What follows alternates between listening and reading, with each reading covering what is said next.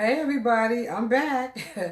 I don't know what happened. Yes, it said that I had a bad connection, so I hope that that doesn't happen again. I tried to change the settings so that we could get through this uh, tete-a-tete that we usually have. Um, Actually, I'm always excited, always feel privileged when I take the opportunity and have the opportunity to share with you from my heart. Just, I appreciate your presence. I appreciate your energy and your listening. Um, I didn't quite feel the same level of excitement and joy on my voice because um, a beautiful queen that I know, I found out not too long ago, maybe a couple of hours ago, passed from this corona virus. Um, it's always a surprise. Like, I'm not one that's always on Facebook. I get Messenger now, so I'm kind of connected, but I've always been very mindful of my energy and what I allow to come in to my whole sphere of my thoughts and whatnot. So I'm not a media feeding kind of person. I detached from that a long time ago. I require quiet. I require time to think. I require time to generate my own thoughts and time to be with the Holy Spirit and things like that. So I will never ever be like a person who's just driven in like hours and hours stuck to social media. But I do get the messages. And you know, it's funny. This is the second time that it happened where I saw someone sharing powerfully and beautifully about someone that they knew, and it touched me, and I was like, wow, that was really moving. But it never occurred to me that they were speaking like this about the person because they had passed. So I saw this very powerful sharing of one sister to another, and I looked at her beautiful face, and I'm like, oh, she is always beautiful, always gorgeous, such a queen. And today I got they told me that she passed from corona. So it really did, put a different spirit on me. I actually will, how you say, I will honor this time that I'm speaking for Michelle Boxill, a beautiful queen, born queen. Some women, they just exude that and they know that who they are as a queen. And she certainly, I said dedicate. That's the word I was looking for. I think I'm a little bit at a loss. But yeah, I would dedicate this time to her. Beautiful spirit, always diva, always fabulous, always kind. And she will be missed. But the important thing is that she left an indelible print on the earth and on the hearts and minds of people. So, I have a little exercise that I wanted to share with you guys today. It was a blessing to me many, many years ago. I'm trying to remember when I first this was shared with me that I'm about to share with you. It was something that came from Devya. And I don't know if anybody remembers Devya and Minister Joseph. They were mentors, teachers in meditation 20-something years ago, when a lot of people didn't know about yoga and meditation and all that. They had meditation classes in Harlem. And they also took groups of people to sacred places to meditate, at different times in the year. And I had the blessing of going to the Grand Canyon, to Arizona, on a meditation vacation with them 20-something years ago, to meditate in the mesas, the energy spots in Arizona. But when I was introduced to Devya, she shared something with us as a group, and I fell in love with it, and everybody did. And I wanted to share that with you today. I found it in my basement. So I wanted to say, as you get ready, because this is going to be a little call and response. You know, church, you know, black people, how we do. I say it, then you repeat after me. Very brief, but that's what it's going to be, call and response. So in this time of solitude, which is a very sacred practice, because like what every day is, as we're in this new place, this place which is like something in a movie almost, like, right, we watch movies, we know all this crazy stuff we be seeing, and I always felt like, you know what, this is like about real. A lot of this sci-fi and all this stuff that they was doing, you know that it was based on some kind of realness. So here we are, 2020. We knew it was going to be auspicious. Everybody know 2020. I wonder what's going to happen. But never in our wildest dreams, I don't think any of us could have expected what we are now living, right? So I said, wow. I told my daughter, my granddaughter, I said, the whole world is on timeout. The globe has been put on time out. That means everything ceased all over the world. No movement, no work, no busy, this and that, no money, all that is time out.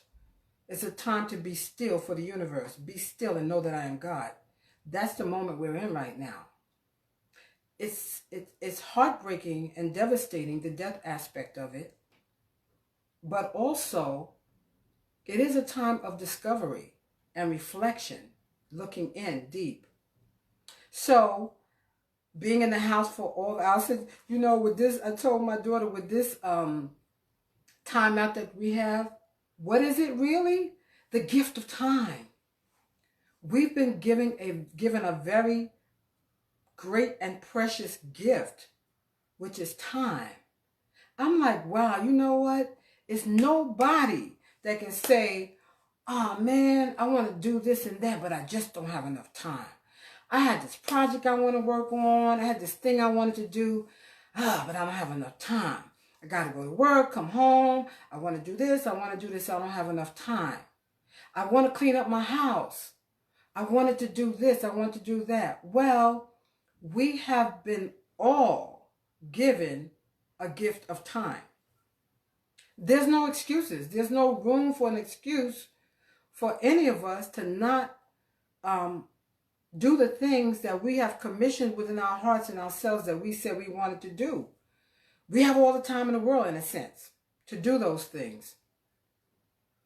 So I'm busy working on so many projects in my house that I always do. It was before this happened that I actually was doing these things, but now I have the gift of time to do it more and to focus. And the interesting thing about it, I find, is you have time not just to do the things that you wanted to do, but you also have time to rest. The world is quiet. The streets are not, nobody too much on the streets except for essential runnings. You're forced to be in the house. It's a great time for reflection. It's a great time for praying, meditating, reset, so many things. I know you've all heard it, so it's not for me to say that. But we have time enough right now. We have been given a very precious gift of time to search our hearts, to do the things that we say we want to do, to set plans forward, a whole new designing, redesigning of our lives. We come out of, keep cutting me off, but I'm going to keep coming back. We a vision, the dreams of our heart on these things. So that's the encouragement side of what I would like to present. But here, I delay because I wanted to give you time to do this exercise with me. And I actually think it's something that you can do with your family at home during this time. I went in the basement and I'm taking papers out a little bit at a time and just different in my head. I'll start over because it disconnected. I offer you peace.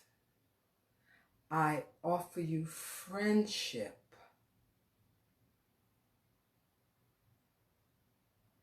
I offer you love. I'm going to start over. I offer you friendship. No. I offer you. It keeps disconnecting. I'm going to keep coming back. Starting over again. I offer you peace. I offer you friendship. I offer you love. Hear your needs.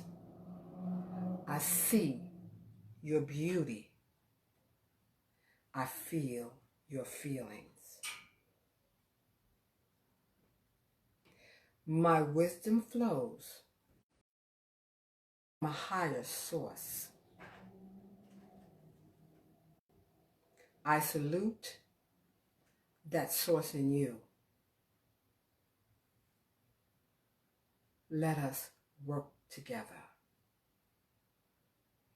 That was the opening that I always did since Devya showed it to me 20-something years ago, whenever I started a workshop to bring us into what I found it for a reason, and I wanted to share with you because it was very moving to me.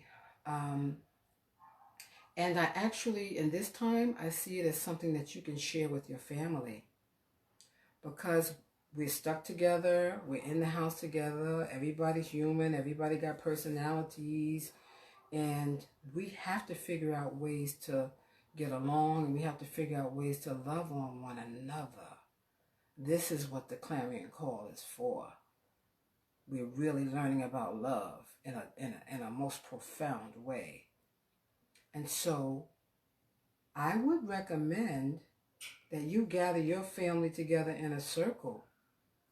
Or if you, going back to the habits, the old habits that I was raised with, where we sat at the table and ate together, we had communion.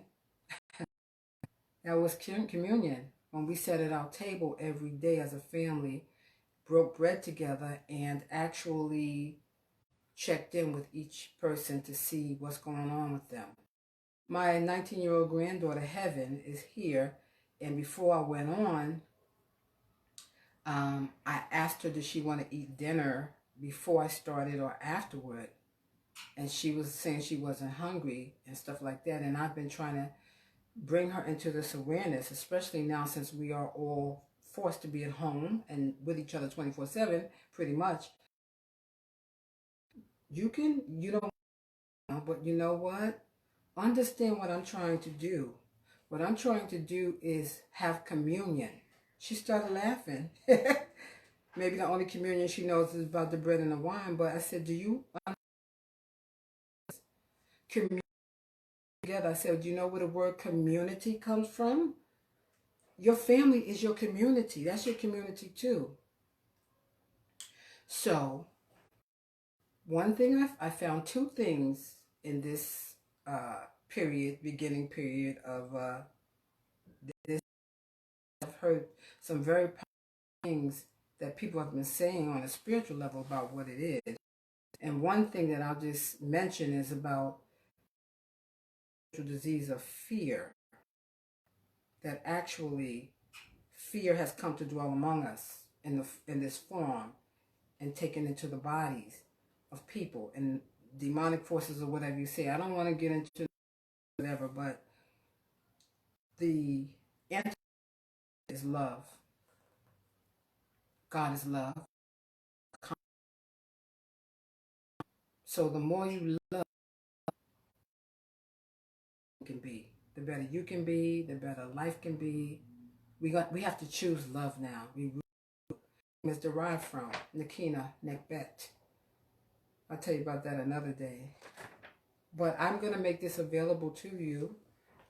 You can probably go to my website, Nubian.com, N-E-W-B-E-I-N, like a brand new being without the G.